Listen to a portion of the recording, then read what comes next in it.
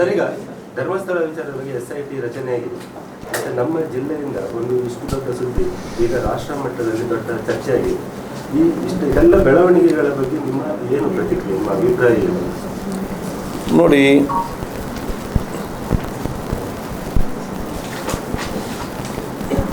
ಕೆಲವೊಂದು ವಿಚಾರಗಳು, ಕೆಲವು ಆರೋಪಗಳು ಬಂದಾಗ ಸರ್ಕಾರ ಇವತ್ತು SIT ತನಿಖೆಯನ್ನು ಮಾಡಿದೆ. ತನಿಖೆ ಆಗಲಿ, ಕಾನೂನು ಪ್ರಕಾರ ತನಿಖೆಯಾಗಿ ಅದು ಏನಂತ ಅದರ ಸತ್ಯತೆ ಇವತ್ತು ಬಹಿರಂಗವಾಗಲಿ. ನಾನು ಹೇಳುವಂಥದ್ದು, ಸಮರ್ಪಕವಾದ ತನಿಖೆ ಮುಖಾಂತರ ಸತ್ಯನಂತೂ ಬಯಲಾಗಲಿ. ಅದು ಯಾವ ರೀತಿ ಮತ್ತೆ ಕಾನೂನು ಕ್ರಮ ಆಗಬೇಕು ಆ ರೀತಿ ಕಾನೂನು ಕ್ರಮ ಆಗಬೇಕಾಗ್ತದೆ. ಆದರೆ ಒಂದು ಯಾವುದೇ ಒಂದು ತನಿಖೆ ಆಗುವ ಸಂದರ್ಭದಲ್ಲಿ ಪೂರ್ವಗಾರ್ಥ ಜಡ್ಜ್ಮೆಂಟ್ ನಾವೇ ಜಡ್ಜ್ ಮಾಡುವಂಥದ್ದು, ನಾವೇ ತೀರ್ಮಾನ ಮಾಡುವಂಥದ್ದು, ಅದರ ಬಗ್ಗೆ ನಾವು ಆತ್ಮಾವಲೋಕನ ಮಾಡಿಕೊಳ್ಬೇಕು. ಒಂದು ಪಾವಿತ್ರ್ಯದ ಕ್ಷೇತ್ರಕ್ಕೆ ಧಕ್ಕೆ ಬರೋ ಕೆಲಸ ಕೂಡ ಆಗಬಾರ್ದು. ಒಂದು ಪಾವಿತ್ರ್ಯತೆ ಕ್ಷೇತ್ರ, ಒಂದು ಸಂಸ್ಥೆ, ಅದನ್ನು ಕಟ್ಟಲು ಅಷ್ಟೇ ಕಷ್ಟ ಇದೆ. ಅದರಿಂದ ಸಂಸ್ಥೆಯಿಂದ ಎಷ್ಟೋ ಜನರಿಗೆ ಇವತ್ತು ಪ್ರಯೋಜನ ಕೂಡ ಆಗ್ತದೆ. ಆದ ಕಾರಣ ಸಮರ್ಪಕವಾದ ತನಿಖೆ ಆಗಲಿ, ಯಾರು ತಪ್ಪಿಸ್ತರಿದ್ರೂ ಕೂಡ ಅದು ಬಹಿರಂಗಗೊಂಡು ಕಾನೂನು ಪ್ರಕಾರ ಕ್ರಮ ಆಗಲಿ. ತನಿಖೆ ಆಗೋ ಮುಂಚೆ ನಾವೇ ನಮ್ಮಷ್ಟಕ್ಕೆ ಜಡ್ಜ್ಮೆಂಟ್ ಕೊಡೋದು, ನಾವೇ ನಮ್ಮಷ್ಟಕ್ಕೆ ಅದರ ಬಗ್ಗೆ ತೀರ್ಮಾನ ಮಾಡೋದು, ಆ ಪಾವಿತ್ರ್ಯದ ಕ್ಷೇತ್ರಕ್ಕೆ ಒಂದು ಕಪ್ಪು ಚುಕ್ಕೆ ತರುವಂಥದ್ದು, ಅದರ ಬಗ್ಗೆ ಅದು ಪ್ರತಿಯೊಬ್ಬರು ಆತ್ಮಾವಲೋಕನ ಮಾಡಿಕೊಳ್ಬೇಕು ಇದರಲ್ಲಿ. ಸೊ ತನಿಖೆಗೆ SIT ತನಿಖೆ ಆಗಿದೆ, ಸಮರ್ಪಕ ತನಿಖೆ ಆಗಲಿ. ಯಾರು ತಪ್ಪಿಸಿದರೂ ಕೂಡ ಅದರೊಳಗೆ ಅದು ಸರ್ಕಾರ ಕ್ರಮಗೊಳ್ತದೆ. ಅಲ್ಲಿಯ ತನಕ ನಾವು ಸಮಾಧಾನದಿಂದ ವೆಯ್ಟ್ ಮಾಡಬೇಕು, ಜಡ್ಜ್ಮೆಂಟ್ ಕರೆಕ್ಟಾಗಿ ಬರಲಿ. ಆತ್ಮಾವಲೋಕನ ಯಾರು ಮಾಡ್ಕೋಬೇಕು ಅಂದರೆ ಸರ್ಕಾರ ಮಾಡ್ಕೋಬೇಕಾ ಹೇಗೆ?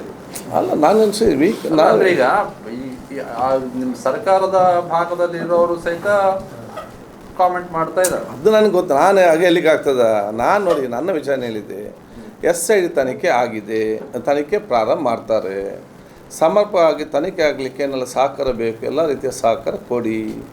ಅದರಿಂದ ಸತ್ಯಾಂಶ ಹೊರಗೆ ಬರಲಿ. ಯಾರೇ ತಪ್ಪಿಸಿದ್ರು ಕೂಡ ಅದು ಕಾನೂನು ಪ್ರಕಾರ SIT ತಗೊಂಬಂದ ಕ್ರಮ ಆಗ್ತದೆ. SIT ತನಿಖೆ ಆಗಿ ಸತ್ಯಾಂಶ ಹೊರಗೆ ಬರೋ ತನಕ ನಾವು ಯಾರು ಕೂಡ ಅದರ ಬಗ್ಗೆ ಒಂದು ಜಡ್ಜ್ಮೆಂಟ್ ಕೊಡುವಂಥದ್ದು, ನಾವೇ ತೀರ್ಮಾನ ಕೊಡುವಂಥದ್ದು, ಅದರ ಬಗ್ಗೆ ನಾವು ಯಾರಾದರೂ ಕೂಡ ಆತ್ಮಾವಲೋಕನ ಮಾಡಿಕೊಳ್ಬೇಕು. ಒಂದು ಪಾವಿತ್ರ್ಯತೆ ಕ್ಷೇತ್ರ ಇದರಲ್ಲಿ, ಅದೇ ರೀತಿ ಒಂದು ಶಿಕ್ಷಣ ಸಂಸ್ಥೆ, ಅದಕ್ಕೆ ಒಂದು ಕಪ್ಪು ಚುಕ್ಕೆ ತರುವಂಥ ಕೆಲಸ ಆಗೋದು ಬೇಡ ಅಂತ ನಾನು ಹೇಳುವುದು ನನ್ನ ಅಭಿಪ್ರಾಯ. ಬೇರೆ ಬೇರೆ ಅಭಿಪ್ರಾಯ ಇರ್ಬೋದು. ಇದು ನಾನು ಸರ್, ಅನೇಕ ವರ್ಷಗಳಿಂದ ಅದನ್ನು ಗೊತ್ತಿಲ್ಲ, ಐ ಡೋಂಟ್ ನೋ ಸರ್. ಅನೇಕ ವರ್ಷಗಳಿಂದ ಈ ಕೆಲವು ಅಲ್ಲಿನ ಧರ್ಮಸ್ಥಳ ಗ್ರಾಮದಲ್ಲಿ ನಡೆಯುತ್ತಿರುವ ವ್ಯವಸ್ಥೆಗಳ ಬಗ್ಗೆ ಅನೇಕ ವರ್ಷಗಳಿಂದ ಚರ್ಚೆ ಇದೆ, ಮತ್ತೆ ಅನೇಕ ಪ್ರಕರಣಗಳು ನಡೆದಿದೆ. ಇದೆಲ್ಲ ನಿಮ್ಮ ಗಮನಕ್ಕೆ ಬಂದಿತ್ತ ಹಿಂದೆ? ಹೌದು, ಧರ್ಮಸ್ಥಳ ಗ್ರಾಮದಲ್ಲಿ ಕೆಲವು ವರ್ಷಗಳಿಂದ ಕೆಲವು ಚರ್ಚೆ ನಡೀತಾ ಇದೆ, ಕೆಲವು ವಿಷಯಗಳಾಗಿದೆ, ಪ್ರಕರಣಗಳಾಗಿದೆ. ಇವೆಲ್ಲ ವಿಷಯಗಳು, ಪ್ರಕರಣಗಳು ಇಷ್ಟರವರೆಗೆ ಈಗ SIT ಮಾಡೋಕ್ಕಿಂತ ಮೊದಲು ನಿಮ್ಮ ಗಮನಕ್ಕೆ ಬಂದಿತ್ತ ಆಯಾ ಕಾಲಘಟ್ಟದಲ್ಲಿ? ನೀವೇನೆಲ್ಲ ಪೇಪರಲ್ಲಿ ಬರೀತೀರಿ ಅದನ್ನೆಲ್ಲ ಓದುತ್ತಾ ಇರ್ತೇವೆ. ಇದರಲ್ಲಿ ನಿಮ್ಮ ಎಲ್ಲ ಅವಲಂಬಿತವಾಗಿ ಇರ್ತದೆ. ಇದಕ್ಕೆ ಸೀರಿಯಸ್ ವಿಚಾರ. ಹೌದು, ಕರೆಕ್ಟ್ ಅಲ್ಲ. ನೀವು ಓದ್ತೀರಿ, ತಮಗೆ ಒಂದು ಜವಾಬ್ದಾರಿ ಇಲ್ವಾ ಅಂತ? ಏನಂತ? ಸರ್ಕಾರದ ಒಂದು ಭಾಗವಾಗಿ ನಾನು ನೋಡಿ, ನಾನೀಗ ಸ್ಪೀಕರ್ ಆಗಿದ್ದೇನೆ ಇದರಲ್ಲಿ. ಈಗ ಅಲ್ಲಿ ಭಾಳ ಸ್ಪಷ್ಟತೆ, ನಾವು ಯಾಕೆ ಇದರ ಬಗ್ಗೆ ಚರ್ಚೆ ಮಾಡುವಂಥದ್ದು. ಆರೋಪ ಬಂದಾಗ ಸರ್ಕಾರ SIT ಮಾಡಿದೆ.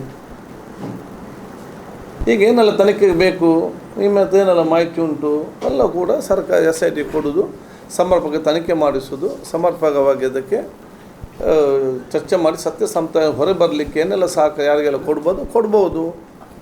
ಸತ್ಯಾಂಶ ಹೊರಗೆ ಬರೋ ತನಕ ನಾವೆಲ್ಲರೂ ಕೂಡ ಸಂಬಂಧ ಇರಬೇಕು. ನಾವೇ ಜಡ್ಜ್ಮೆಂಟ್ ಕೊಡುವಂಥದ್ದು, ಇಷ್ಟಕ್ಕೆ ಮಾತ್ರ ಹೇಳುವಂಥದ್ದು. ಮತ್ತು ಅವರವರಿಗೆ ಬಿಟ್ಟಂಥ ವಿಚಾರ, ಇದು ನನ್ನ ವೈಯಕ್ತಿಕವಾದ ಒಂದು ಅಭಿಪ್ರಾಯ. ಈಗ ಮುಖ್ಯಮಂತ್ರಿ ಅವರು ಕಾಂಗ್ರೆಸ್ ಶಾಸಕರಿಗೆ ಮಾತ್ರ